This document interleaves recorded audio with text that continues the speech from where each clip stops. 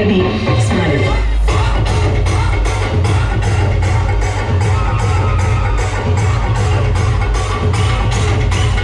Hi hello guys, welcome back to my YouTube channel Rahul V3 blogger.